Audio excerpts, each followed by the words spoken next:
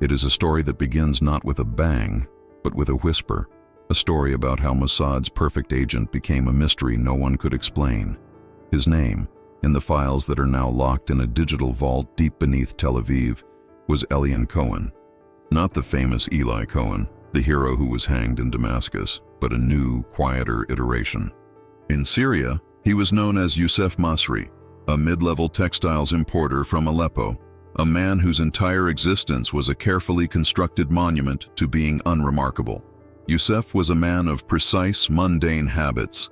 He lived in a third-floor apartment in the Al-Midan district of Damascus, a neighborhood of narrow streets, spice markets, and the constant hum of commerce. His apartment was gray. The furniture was functional, the walls bare save for a single uninspired print of the Umayyad Mosque. His neighbors knew him as the quiet man who paid his rent 3 days early, who drank his coffee at the same corner cafe every morning at 7 a.m., and who haggled politely, but never aggressively, over the price of tomatoes. He was invisible through sheer, suffocating familiarity. He was, in every sense, the perfect agent. He was a man who listened more than he spoke, a shadow who had learned to live in the blinding Syrian sun. For 3 years, Elian had been Youssef. He had built this legend from the ground up, layer by layer, until the mask was no longer a mask, but a second skin. He spoke Arabic with the soft, rolling consonants of Aleppo, a dialect he had practiced until it lived in his throat more comfortably than his native Hebrew. His business, importing silks from Turkey and cotton from Egypt, was real. It was small, it was legitimate, and it bled just enough money to be believable, requiring him to be frugal, but never desperate. On this morning, a Tuesday in early March of 2008, the routine was unchanged. The 7 a.m. coffee, the walk to his small, dusty office. But inside, something was different. A broadcast played on his small radio, a classical music station from Beirut. As the final notes of a Vivaldi concerto faded, the announcer's voice came on. "And now," the announcer said in formal Arabic, "a special request for a listener in Aleppo who remembers the wind in the pines." Elian, Youssef, felt his heart pause. It was not a violent jolt, but a heavy, hydraulic stop. The wind in the pines. It was the activation phrase. For 3 years, he had been a sleeper, a kimai, alchemist, an agent tasked with a single existential-level objective: to penetrate the infrastructure of Syria's Unit 540, the scientific research division responsible for the nation's chemical weapons program. Israel's intelligence believed General Adnan Suleiman, the head of Unit 540, was on the verge of a breakthrough, developing a new, more stable binary nerve agent with assistance from Iranian and North Korean technicians. Youssef's mission was not to assassinate. It was to map, to understand, and, if possible, to disrupt the supply chain so silently that the failure would be mistaken for incompetence. He finished his coffee, his hand perfectly steady. He locked his office, walked back into the crowded street, and began the second phase of his life, a phase that would lead him from perfect agent to perfect void. The air smelled of diesel fumes, cardamom, and the deep, pervasive dust of a city that held its secrets tightly. His target was not the general himself, a man locked inside a fortress of paranoia and steel, but the ecosystem of bureaucracy that allowed him to function. The conflict would not be fought with weapons, but with ledgers, shipping manifests, and the quiet corruption that was the true currency of the regime. Chapter 2. The Unexpected Encounter. To reach a fortress, one does not assault the walls. One finds the servant with the key. For General Adnan Suleiman, that key was a man named Sami Antar. Sami was not a soldier. He was a civilian bureaucrat, a senior aide to the general, a man who functioned as the gatekeeper, the scheduler, and the fixer. He was the grease in the general's machine, a man who understood that his power was derived entirely from his proximity to Suleiman. He was also, as Elian's research had established, a man with a weakness. Sami loved European luxury. He fancied himself a man of taste, trapped in a world of military drab. Elian's cover as a textiles importer was the perfect tool. Through a series of patient, arm's-length transactions over 6 months, Youssef Masri had become a minor supplier to a tailor who serviced high-level government officials. He had provided bolts of Italian wool and Egyptian cotton, always high quality, always slightly below market price. He was building a reputation for reliability and discretion. Now, with the activation signal received, it was time to meet the man himself. He arranged the encounter with meticulous care. It was not a meeting, but a planned coincidence. Elian learned that Sammy visited a specific tea house in the old city every Thursday afternoon, ostensibly to conduct state business away from the listening ears of the ministry. Elian was there, sitting alone at a corner table, a small, elegantly wrapped box beside him. When Sammy entered, Elian waited.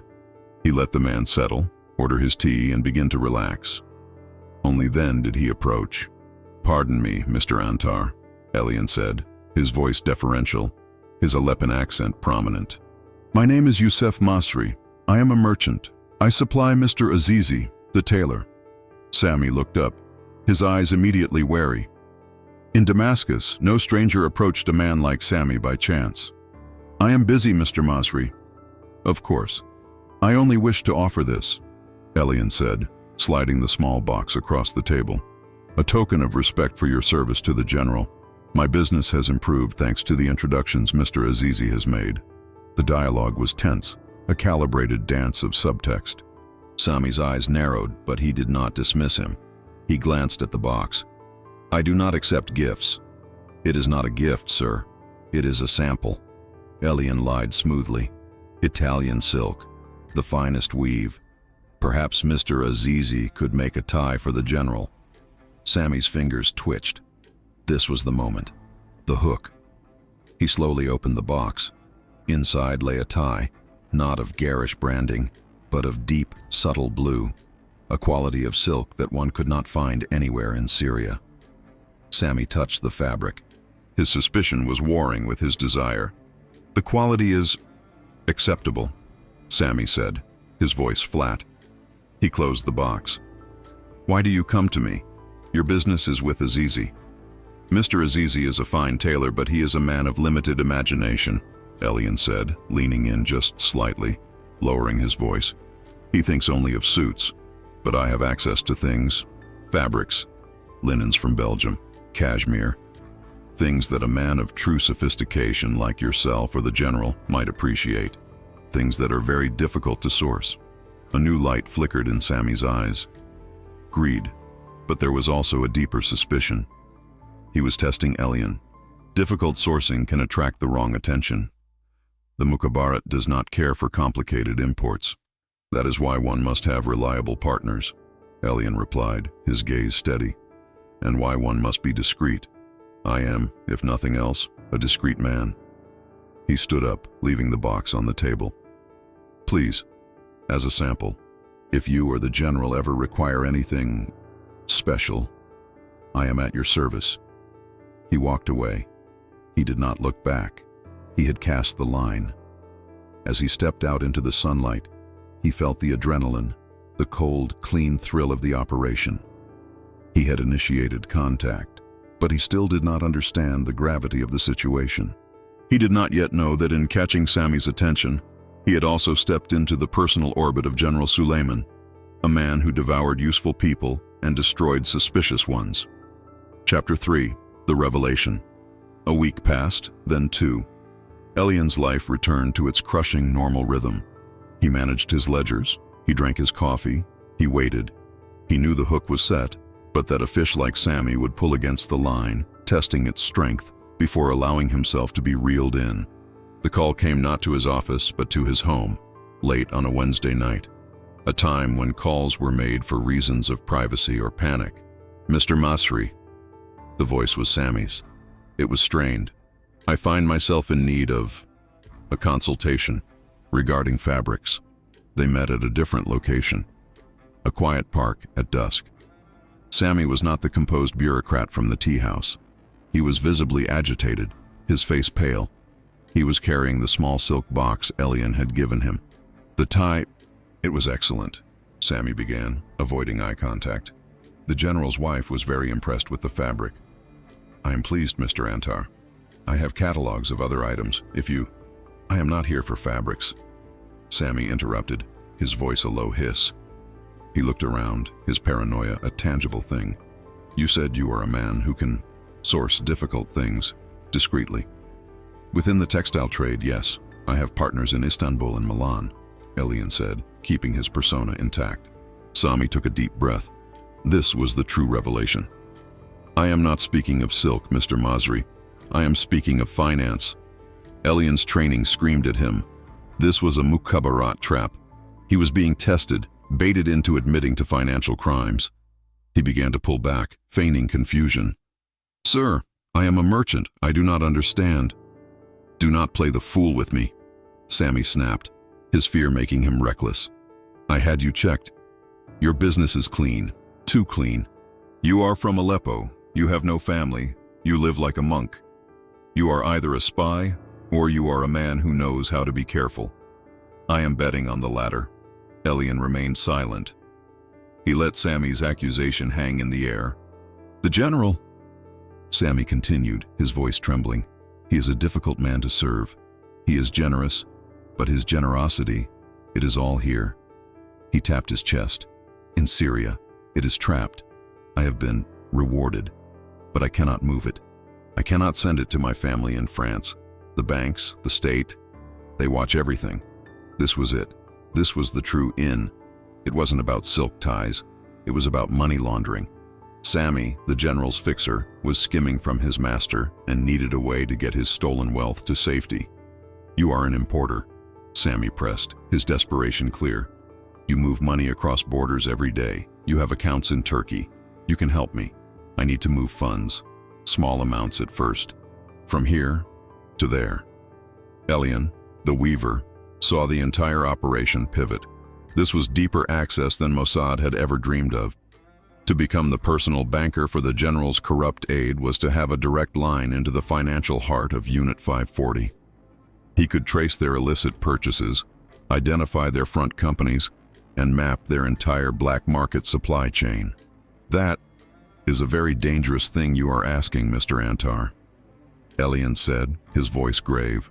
"I will make it worth your while," Sami said, his eyes pleading. "I will make you rich, and I will make you useful. The general is always in need of reliable men, men who can solve problems. You solve this problem for me, and I will ensure he sees you as indispensable." The revelation was complete. Elian was no longer a textile merchant trying to bribe an official. He was about to become a key component in the regime's illicit financial network. That night, as he walked back to his apartment, the sounds of the city seemed to change. The distant sirens, the shouts from the market, the call to prayer, they no longer felt like background noise. They felt like the closing of a trap. He sent a coded burst transmission to his Katsa handler in Tel Aviv. "The alchemist is in. We are no longer trading silk. We are trading gold." The reply was swift. "Proceed, but know this. A man who swims with sharks will eventually be mistaken for one." Chapter 4. The Confrontation. For 6 months, Elian became Youssef the banker. He was meticulous. He used his existing textile trade routes to launder Sami's money, moving small, untraceable amounts through shell accounts in Istanbul, then to Cyprus, and finally to a holding company in France.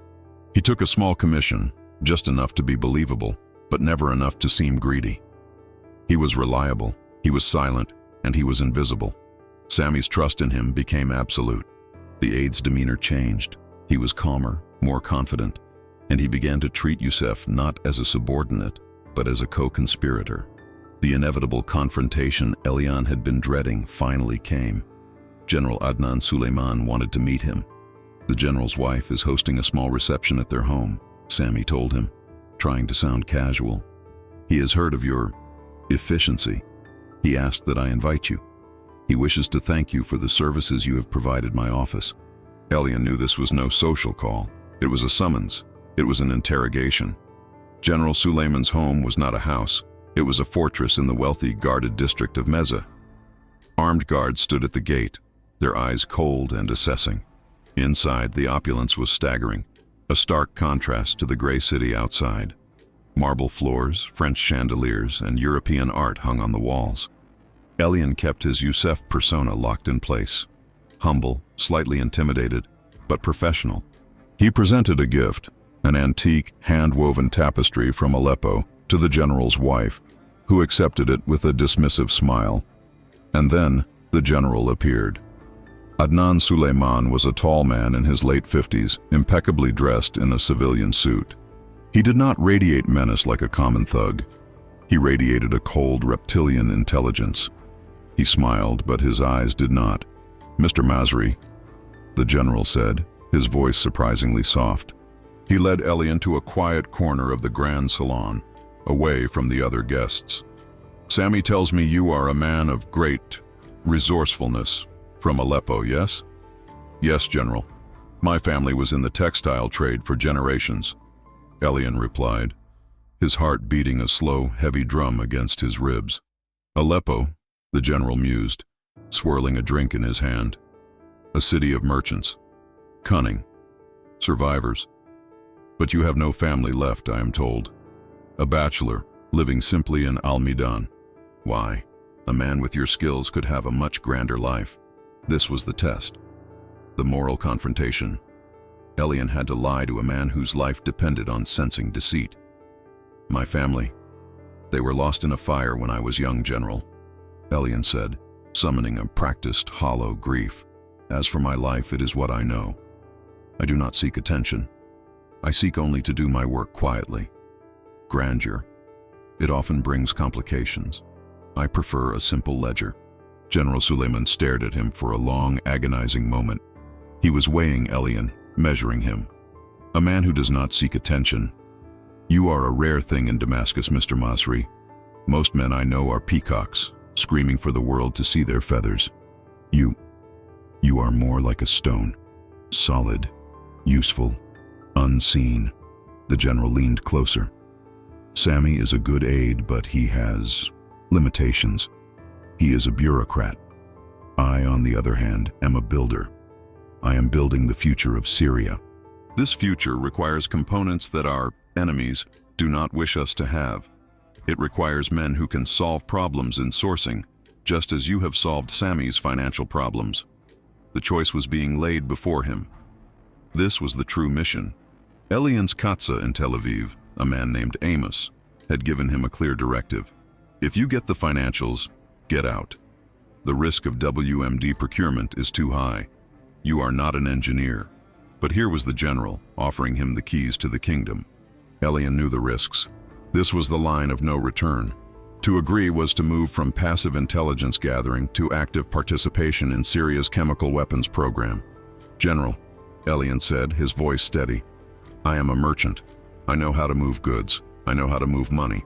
If there are industrial parts that you require, I have contacts in Germany and Eastern Europe who can find anything, if the price is right. And I know how to ensure the manifests are correct. I am, as you say, a simple stone. You tell me where to be, and I will be there." The general's thin lips curved into a smile. It was the first genuine one Elian had seen. It was terrifying. "Good," Suleiman said. "Sami will give you a list." The confrontation was over. Elian had been judged, and he had passed. He had chosen to go deeper. As he left the fortress, he knew the Youssef Masri legend was now more real than Elian Cohen.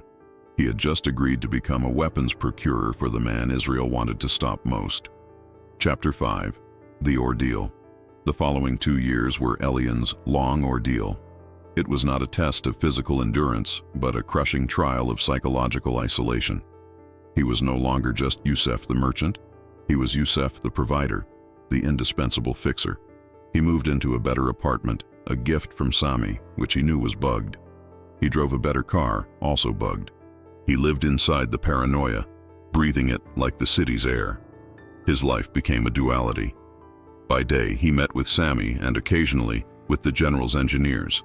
He received lists of industrial components, high-grade Hastelloy valves, specialized magnetic mixers, vacuum pumps with acid-resistant seals, and digital pressure transducers. To the untrained eye, they were components for a fertilizer plant or a pharmaceutical factory. To the Mossad analysts in Tel Aviv, who received Elian's intelligence in tiny, encrypted bursts sent from a shielded device, they were the exact custom-built shopping list for a binary nerve agent production line. His ordeal was the meticulous, agonizing process of sabotage. He could not simply stop the shipments. That would expose him instantly. His mission was far more subtle, drawing on the playbook of the Stuxnet virus and the Iranian sabotage campaign. He had to ensure the components arrived, but that they would fail. He became the perfect agent of failure. He sourced the components through a series of shell companies his Katsa Amos had established in Eastern Europe. The real high-spec parts were purchased, but before they were shipped, they were taken to a Mossad clean room in a third country. There, technical teams would prepare them. The Hastalloy valves were laser-etched with microscopic flaws, invisible to the eye, that would corrode after exactly 100 hours of exposure to precursor chemicals. The magnetic mixers were recalibrated, their bearings secretly replaced with a slightly inferior composite that would degrade and seize under high-velocity use. The pressure transducers were programmed to lie, to show stable readings, while the pressure inside the reaction chambers built to critical levels. Elian's work was to ensure this poisoned supply chain flowed perfectly. He bribed customs officials in Turkey, he falsified end-user certificates, he manipulated shipping manifests. He was a master bureaucrat, a shadow moving tons of high-tech equipment across the world. His transformation was profound. He lived in constant, low-grade fear. He dreamed in Arabic. He sometimes struggled to remember the feel of Hebrew in his mouth. He met with Sammy for dinners, the two of them friends, co-conspirators. He listened to Sammy's complaints about his wife, his children in Paris, his fear of the general. Elian felt a strange, toxic pity for the man he was using. This was the true cost, the hollowing out of his own humanity. He was becoming the cold analysis of the Milan train assassins. He was a man who smiled at Sammy, knowing his work would almost certainly lead to Sammy's execution. He saw the regime's brutality. A supplier who failed the general was taken away. A question asked too loudly resulted in a disappearance. Elian survived by being the one thing the general valued, perfectly efficient. He delivered, and his deliveries were, on the surface, flawless. The guilt was a physical weight. He was not just lying. He was building a weapon designed to fail, a trap that would spring on people he saw every day. His Katsa Amos sent a single message during this period, embedded in a financial report. The work is vital, but remember who you are, the wind in the pines. Do not become the rock. Elian read the message, deleted it, and went back to work. He was already the rock. Chapter 6. The Climax. The climax of the operation arrived not as an explosion, but as a silent, creeping failure, just as Mossad had designed. The final shipment of prepared components had arrived in December 2010. They had been installed in a new buried facility near Homs, the crown jewel of Unit 540. General Suleiman was ecstatic. He was weeks away from full-scale production of his new stable binary agent. Elian, Youssef, was summoned to the general's home for a celebration. It was a cold night in January 2011. The general was in a triumphant mood, holding court, accepting the congratulations of his inner circle. Elian stood in the corner, nursing a drink, his Youssef mask of humble gratitude firmly in place. He was, at that moment, perhaps the most dangerous man in Syria, a human time bomb. At 10:17 p.m., a military aide entered the room, his face ashen. He whispered urgently in the general's ear. The transformation was immediate. The general's celebratory expression vanished, replaced by a mask of cold fury. The air in the room, filled with laughter and smoke moments before, turned to ice. The general did not shout. He spoke 2 words to the aide, "Seal it," and strode from the room. The party dissolved. Guests fled, terrified of being witnesses to the general's displeasure. Sami Antar, who had been drinking heavily, stumbled over to Elian, his face slick with sweat. "What is happening?" Sami whispered, grabbing Elian's arm. "I am sure it is nothing," Elian said calmly. "A military matter." No, this is not a military matter," Sami stammered. "This is Homs, the project." I heard the aide.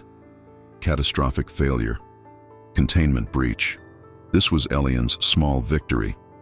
The flawed valves had corroded. The bearings in the mixers had seized. The lying transducers had allowed the pressure to build. The result was not a bomb, but a high-pressure rupture. The entire first batch of the binary agent, hundreds of liters, had breached containment inside the sealed production chamber, cross-contaminating and neutralizing itself, while the corrosive precursors simultaneously destroyed the irreplaceable machinery. The program had not just been paused, it had been set back years. The accident was so technically complex, it was, in its own way, perfect. But the limit of failure had been reached. Elian knew what came next. In a regime built on paranoia, failure does not exist, only treason. An investigation would be launched. The general would need a scapegoat. In the days that followed, Damascus was gripped by a silent purge. Mukhabarat agents were everywhere. Elian watched as two of the general's engineers were taken from their homes. They were never seen again. Sami was in a state of pure panic. He called Elian constantly. "They will blame me, Youssef. They will say I managed the procurement." Elian calmed him, all while preparing his own escape. His work was done. He had received the extraction order from Amos. "The pines are burning. Evacuate." He finally understood the weight of his actions. He had not just destroyed a weapons program, he had signed the death warrants for every man he had worked with, including the pathetic, corrupt Sami. He had become the bureaucracy of elimination, a force as cold and impersonal as the general himself. His final task was to disappear before that same bureaucracy turned on him. Chapter 7. The Return, Final Judgment. Elian's escape route was planned with the same precision as his legend. He was not to flee, he was to leave. As Youssef Masri, he had a scheduled business trip to Istanbul. His flight was booked. His papers were in order. He would board the plane, a Syrian merchant, and deplane in Turkey, a Mossad ghost. This was the return, but there was one final judgment to face. The night before his departure, Sami Antar appeared at his apartment, unannounced. He was a broken man. He had been drinking. "They are coming for me, Youssef," Sami slurred, collapsing into a chair. "The general, I am a dead man." "Sami, you must be calm," Elian said, his voice even, though his every nerve was screaming. "This was an unsanctioned, dangerous complication. You are the general's man. He trusts you." Sami let out a bitter, choked laugh. "Trusts me? He trusts no one. He uses people. He used me, and he used you." Elian froze. "What do you mean?" Sami looked up, his eyes suddenly terribly sober. This was the moment of tension, the final verdict, the investigation. It wasn't about the engineers, Youssef. It was always about the parts, the source. It was always about you. "Me? I am just the merchant. I delivered what was ordered. The manifests were perfect." "That's just it," Sami whispered, his voice cracking. "They were perfect. Too perfect. The general. He's been watching you for over a year. He knew your business was a front. He suspected you. He didn't know who you were, whether you worked for the Americans, the Russians, or them." Sami stood up, stumbling. He knew Youssef. He let the parts in deliberately. He let the failure happen. He sacrificed his own project to trap you, to see who you were working for. He wanted to catch your handlers. He was using his own program as bait, and you were the fish. The blood drained from Elian's face. The entire operation, his perfect sabotage, had been a counterintelligence trap. He wasn't the hunter. He was the prey. He is coming for me tonight." Sami wept. "I was his last mistake. He told me to handle you, to keep you here until his men arrived." Sami looked at Elian, his face a mask of tragic irony. "But you were my only friend, Youssef. The only one who helped me. Go, get out." "He will be here in an hour." Sami didn't wait for a reply. He turned and walked out of the apartment, a dead man walking to his execution. Elian didn't hesitate. His primary escape route was compromised. The airport was a trap. He activated his emergency protocol. He grabbed his go bag, a small satchel with cash, false papers for 3 different nationalities, and a burst transmitter. He fled into the back alleys of Al Medan, moving toward a pre-planned safe house in the north. He sent one final encrypted signal to Amos. Protocol Phoenix, compromised, extracting via land border. In Tel Aviv, Amos and his team watched the tracker. It showed Elian moving north toward the Turkish border, toward the rendezvous point where an extraction team was waiting. Then, at 3:14 a.m. in a barren patch of desert highway 40 kilometers south of the border, the signal stopped. Not a distress call, not a capture signal. It just vanished. Chapter 8. Desfecho and Reflection. The signal never came back. Elian Cohen, Mossad's weaver, Youssef Masri of Aleppo, did not arrive at the Turkish border. He was not captured by the Syrians. The regime, usually so quick to parade a captured spy, remained silent. He was not killed in a firefight. Mossad's assets on the ground, combing the area, found no trace of a struggle, no blood, no body. He was not in the safe house. His bank accounts remained untouched. His legends, so meticulously built, were now just empty shells. Elian had vanished from the earth.